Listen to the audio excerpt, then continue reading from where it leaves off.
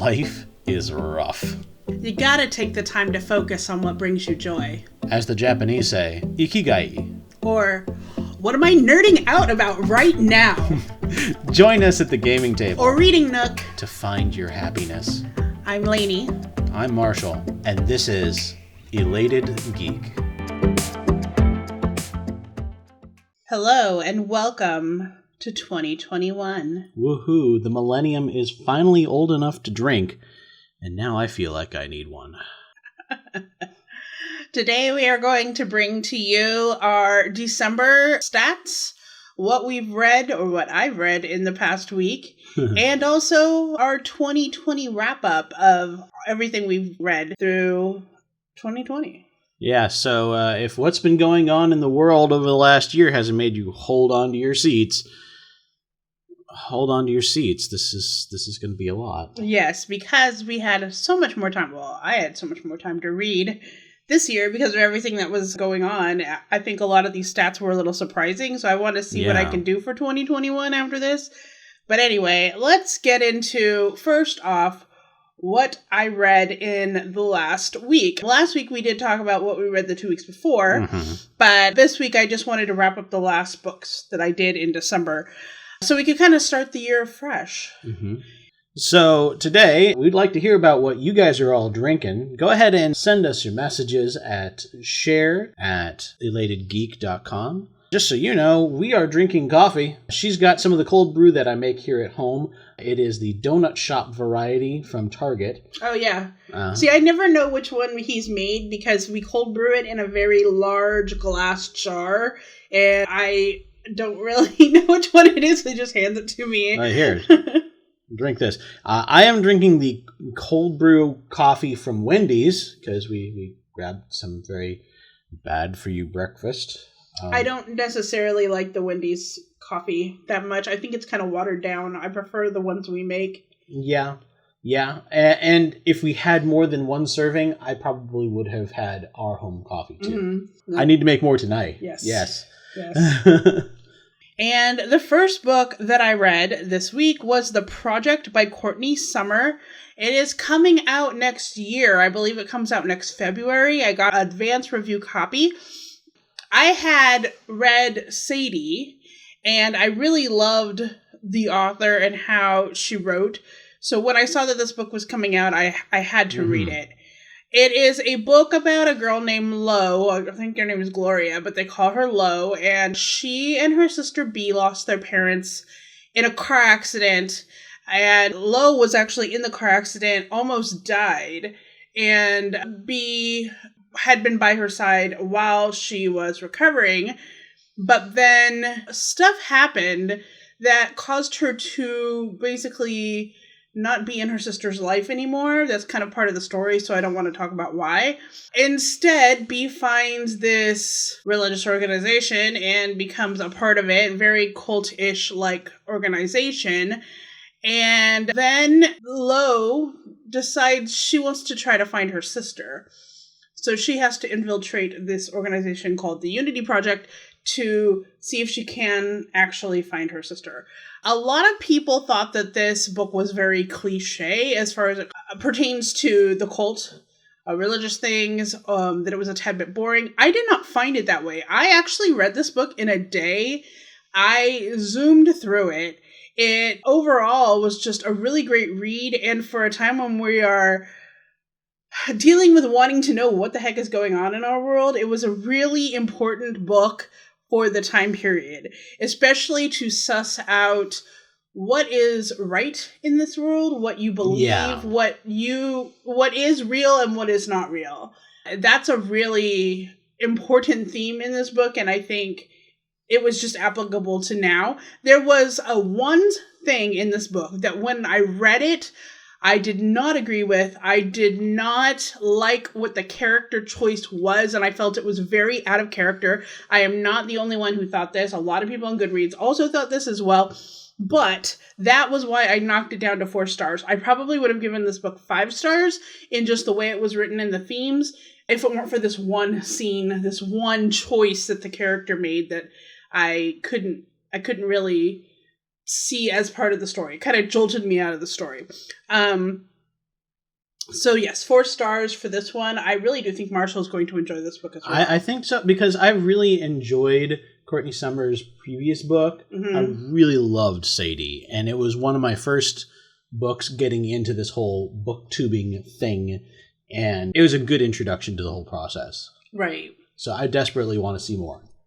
The next book I read, I actually finished 2 books in a day. One was audio and one was an ebook that I had been working on basically throughout the week. And I finally was just like, I'm going to get this done. So the second book I actually read was called Shipped. It's by Angie Hockman. And I actually had also, I think this one comes out this month, and I had heard Gabby Reeds talk about it a lot. It was one of her favorite books this year. And the premise is that it is a girl and a guy, kind of like a love to hate kind of situation, where they both work for this almost like a travel company in the marketing department. They are both up for a promotion to like a marketing director position. And he is telecommuting right now. He's like lives in Michigan, and she's in Seattle, where the company is.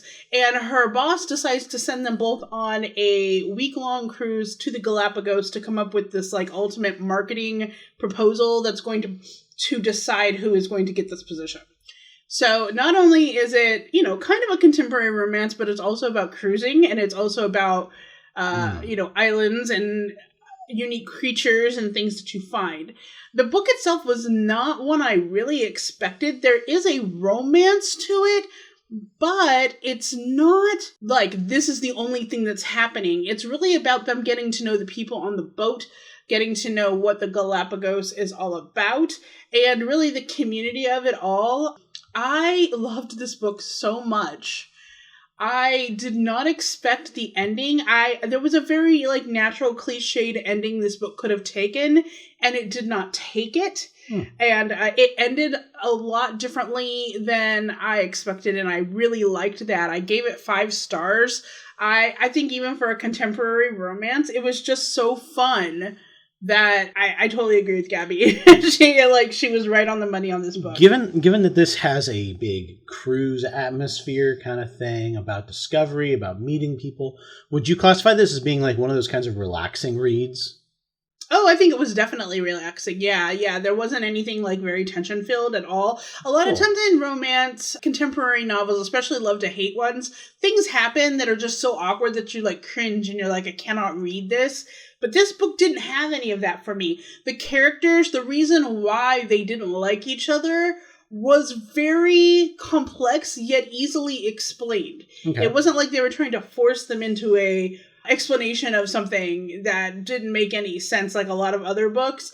Neither one of them, while they were kind of a little jerky, they did it because, not intentionally, they just didn't realize that that's how they were coming off. And I like it like that a lot more because the characters are more likable than in other books where they're just trying to be like, and he's going to be a jerk for no reason, and then you're supposed to like him and root for him. No, not there. Yeah. So the third book I finished is called Bedazzled. I got it from NetGalley. I think it comes out this month. I did listen to the audiobook. This book is by Ryan LaSala. He also wrote Reverie, which I also read in 2020. And this book is kind of like, I love how it's marketed. It's exactly why I wanted to read it.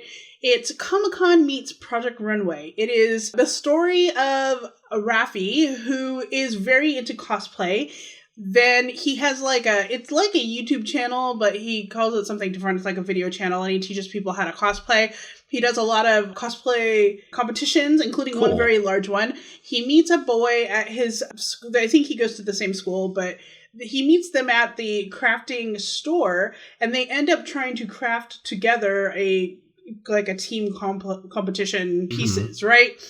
This book is told in the past and the present, so it's interspliced so you can understand what actually has been happening that makes these two boys fall out of their friendship and their relationship. Why does it seem to be intertwined in the Comic-Con world, but that they separated? But it is fantastic, this book. It is the kind of book where, especially for someone like me who's learning how to craft a lot of their own outfits, was full of technical things that I actually understood, but also full of like geeky topics that I actually understood and some that I didn't, but that I was a little bit familiar with. But I think the book itself, it was something that I feel like you would soak it up because of all of the geeky knowledge that was happening. Oh, yeah. Especially because, you are a designer of sorts. I think you would find that the technical knowledge in this was also very interesting. I used to try and do cosplay. I managed to pull off like 1.5 costumes. And I had one costume that was just about done, but I just had to finish one thing about it. And man, cosplay is tough. Cosplay is really tough if you're not actually a costume designer. Right, yeah. It can really get you. Yeah. So in that book, I basically just gave it a 4 stars because overall it was a great book. I mean, there were a couple spots where I got a little confused as to what is happening, so that's why I knocked it down a star. But again, it was so much fun and such a great book, so definitely check that out when it comes out. Okay. All right, let's talk about our December totals. Okay. Marshall, I know this was kind of a slower month for you reading-wise. It really was. How did you go there? So I've got 4 books that I read this month. 3 of them are audiobooks, one of them's a comic, and it totals up to being 1,329 pages.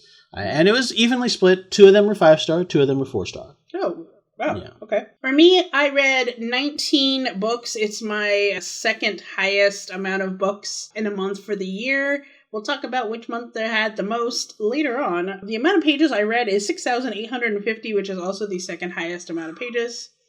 Yeah. I read 10 ebooks, 5 audiobooks, and 4 physical books. And if you know me, you know that the audiobooks is on the higher side this month because I really plugged in and decided to listen to it. As far as my stars, I did 2 5 stars, 14 4 stars, 3 3 stars, and I DNF'd 9 books. So if I had finished those other 9 books, it would have been a lot. It would have been like 28. Yeah. But I think that's how, I don't know. I was just really focused on not reading books I didn't feel like I was into and just moving on. So yes, that's how many I did there. I think we're ready to talk about our 2020 stats. Yeah. Right? Wow. Okay. I want to preface this by saying that I don't know about for Marshall. I know he was having issues too, but for my Goodreads, it was, number one, was a little messed up. It had like some reviews missing that I went through it. I actually had to go through the entire year and figure out what had been missing. And then on top of that, I had reviewed a bunch of like comic books and other small books that I didn't talk about on the channel or reviewed officially. So the stats that I have been given throughout the year are off from Goodreads. So I'm going to primarily, when it comes to totals, go by Goodreads. So Goodreads has said that I have read. But when it comes to everything else, like the amount of different genres and types of books, that's what I personally tallied from what I read. So that is why you're going to, if you try to follow the counts like that, it's not totally going to match. No. In the meantime, I manually tallied up all of my information just because so much of my stuff didn't get onto the Goodreads lists. That makes sense. I think one of my goals for 2021 is to really be more focused about recording what it is we are reading now because of these types of videos too. And after seeing the different kinds of information that we'd like to present into these yearly wrap-ups, my organization has included new things to record with each book. So true. So let's start with the big, how many books did you read this year? Insert drum roll here. I got 145 books total. That is nothing to sniff at. That is not. However, we're going to get into why that happened in a little bit. I think I know why. There's a totally understandable reason why. I, according to Goodreads, read 214 books. This is nice. Over twice as many as I had originally planned. I had planned 104, which would have been 2 books a week. And I read a lot more than that. See, even I read your goal. And this is my first year doing BookTube. Right, exactly. That's great. For my total number of pages, I have 41,172. I have 69,072. That brings us to very different levels because apparently my totals that I had for you in our system that we've been using this whole time was off. Yes. And so I had us both written down as level 26 according to our system. And when we get into next year and we start recording next year, I'm going to break down for you what our level system was that we were using before and what we're using now. Right. But we were both listed at level 26, and I don't know what you're listed at now because I don't have that data anymore. Yeah, I think my pages is off by about 6,000 because, like I said, I have two different groups of numbers. Yeah. So let's talk a little bit about how we got each of these kinds of books into our heads. I got 44 audiobooks, 15 ebooks, 7 physical books, and here's where you're going to find out how I got so many books. 79 graphic novel volumes. Yes. Which is really funny because my number of audiobooks is also 44. Ooh. Which is funny because we did not read the same ones. Correct. Really. I mean, we had some. I have 113 ebooks and 27 physical books. Yep. And of course, that's my personal stats, not the GoodReads stats. Next year. Let's go for ratings. Ratings. Okay. I have 23 5-star books, 78 4-star books. You can see where a lot of those were. 38 3-star books, 3 2-star books. And then I had 2 that we kind of ranked as a special category. I did 26 5-stars, 94 4-stars, 58 3-stars, 5 2-stars, and I DNF'd 59 books this year. I DNF'd 1. That's quite a range. Yeah, it is. All right, let's talk about genres. I think Marshall did this a little differently than I did, but as far as genres go, I did 135 adult books, 45 young adult books, and 2 middle grades. And one of the things I do want to do this year is do more middle grade books. It's not going to happen in January, though, because I'm already totally overcommitted to books, but maybe sometime this year I can get that going. Yeah. I mean, I don't necessarily care about which age range the books are geared towards directly. I think I tend to skew a little bit more towards the adult level because if you'll see, I've got a lot more horror in my books. But I do enjoy other age levels. Right. What is your top genre of book that you read this year? Horror, but that's because there was 2 graphic novels that were horror. Right. So if you counted like each series separately, then horror was one of the lowest. By graphic novel, it was 73 of them. Yeah, I kind of combined thriller, mystery, and horror into the same category this year. And as such, I read 84 of those. I think that's my highest. My mystery thriller was in a separate category for me, and I put that as 15. Okay. I also combined sci-fi and superhero together. Okay. Bringing me to 21 there, 27 fantasy, and then 9 of them I listed as drama/nonfiction books. Like they're books that didn't necessarily have any other genre to go into. Right. Yeah. So my next highest was the romance contemporary category. Even if it didn't totally have romance in it, I could still categorize it as a contemporary novel. I did 51 of those. Next was sci-fi fantasy. I did 28 of those. 10 nonfiction. Those were cookbooks or biographies, those kind of books. I kind of all lumped it into there. I got 10 of those. 4 dystopian. I don't know why I made it separate when I could have put that in sci-fi fantasy, but I did. So I got 4 of those. 2 graphic novels and 2 classic books, which were Little Women and Great Gatsby. So I do want to read 1 or 2 classics this year as well. So let's talk about our best and worst months in 2020. Okay. My best month for both pages and books was June. I read 22 books with a total of 7,206 pages. Okay. For me, October was my best month for both categories because that was the month where I read through all of the Berserk comic book series, which brought me to 47 books, 12,650 pages. Well, my worst month is actually 2 different months. If you're counting actual books, my worst month was May, in which I did 10 books. But as you're counting pages, my worst month was October with 3,788 pages, and I actually, I think, did 12 books that month, but for some reason I had a lower amount of pages. Smaller books. My worst month is the same for both. In February, I only read 2 books, which totaled up to 765 pages. Mm-hmm. What is your average rating? My average rating is 3.8. So is mine. Very interesting. That is interesting. And the shortest book you read this year? Juice Like Wounds, which was 32 pages. Oh, so that was the one that Shauna Maguire actually put up on her website? Mm-hmm. Yeah, so I read a book called Court of Savages by Christy Sloat. It was one of those that I think I did for a publisher. It was 108 pages long. It was very, very short, and I think I read it in ebook. My longest book was Forging Hephaestus, which was 1,476 pages long, because Drew Hayes doesn't know when to stop. Oh my gosh. I mean, that's on my list for audiobooks, and I don't know if I want to spend that much time listening to it. This thing could have been broken up into 3 separate books. Wow. I mean, we love the Superpowered series. Those books tend to get progressively longer, much like Harry Potter. Yeah. Starts short and then goes progressively longer. So, yes, that's kind of It's super long, and people have been asking him when he's going to do the second one. He's like, yeah, it kind of takes me a long time to make these, so don't expect it anytime soon. Yeah, it does.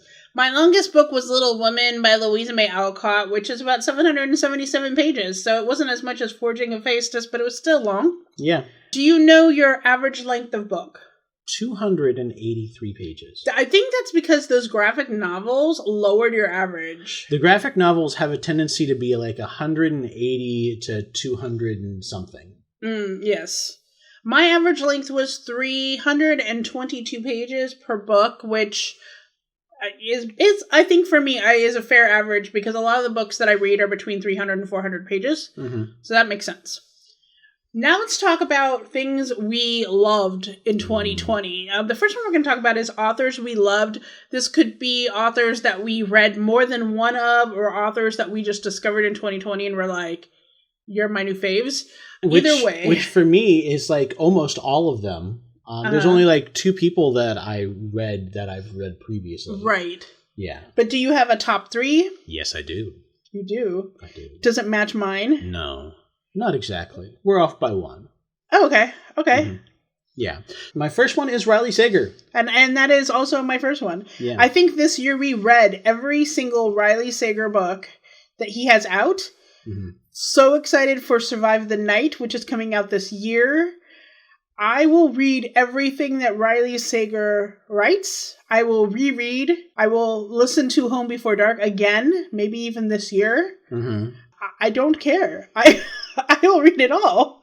Honestly, I'm probably going to skip Final Girls. I didn't do it the first time around, but all of the other books were just so excellent. Well, you know what? I'm going to tell you. I know you skipped Final Girls, but between Final Girls and The Last Time I Lied, I liked Final Girls better. I don't think you should skip it. I think you should try to read it. Okay. At least do an audiobook, and that way you can experience all the books. You should. If it's your favorite author, you should read them all. I probably should. Mm-hmm. So the second favorite author is Shauna Maguire. Me too. So this was the 2 that we agreed upon. Mm. Also this year we read the entire Wayward Children series. We haven't read other things by Shauna Maguire. I'm partway into Middle Game, but so many other things came up that needed to be read immediately. It's a long book. It is a super long book, and it's having a hard time catching me because of how much jumping around it does. Yeah. I can believe it. It might be one we want to consider getting on audiobook, maybe? Maybe, yeah. To see if we like it better. I think it would be very good as an audiobook, especially if the different parts are read by different people. Right. Okay. So now, since this is where we differ, what is your third favorite? Sarah J. Maas. Oh, that is surprising. I'm kind of surprised by it too, but I have grown to have fond memories of the ACOTAR series. Mm-hmm. Even though, like, the second book in the series really didn't do it for me. Right.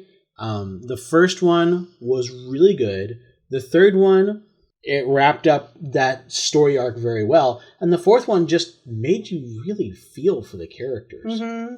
So I liked it. I think it went well. So you're excited for Court of Silver Flames? Yes. You should probably also try to read The House of the Blood and Crescent Moon. I can't remember the name of that other book that they just came out this year that she wrote.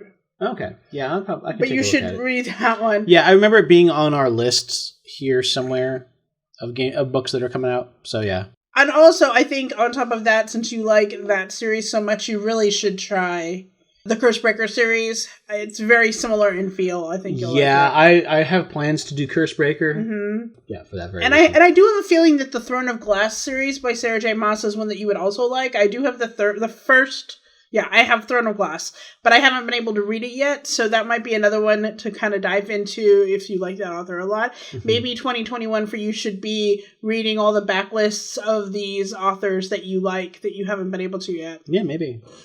All right, so my third author that I love is Maureen Johnson, and what's cool about Maureen Johnson is she wrote the Truly Devious series, but before I got really into doing book reviews, I used to read a lot of Maureen Johnson's like young adult romance, kind of more contemporary novels.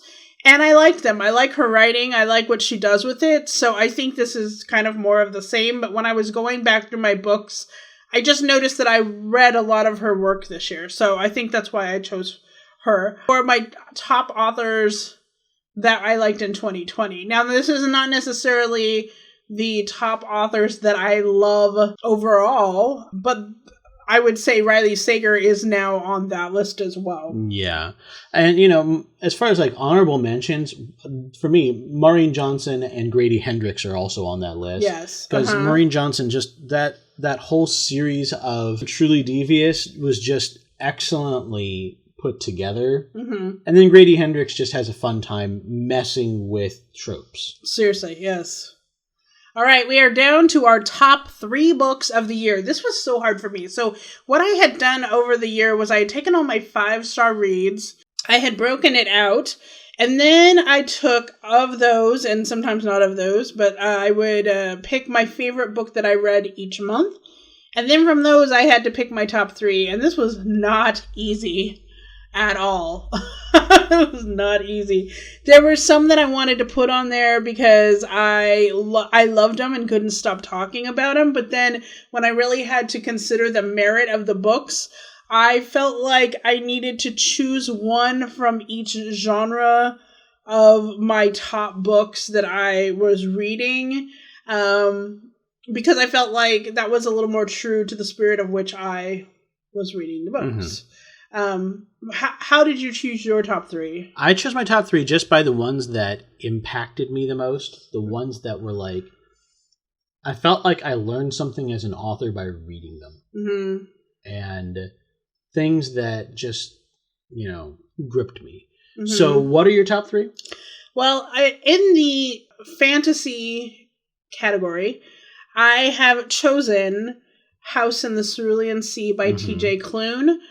In the more young adult, maybe mystery category, I chose The Inheritance Games by Jennifer Lynn Barnes. And in the thriller category, I chose Home Before Dark by Riley Sager. So those are my top 3 of the year. Like I said, I just chose one from each of my major categories that I had read this year. For me, it is Lock Every Door by Riley Sager, Anxious People by Frederick Bachman, mm-hmm. and then No Exit by Taylor Adams. So you basically were like thriller. One contemporary. thriller, and a contemporary.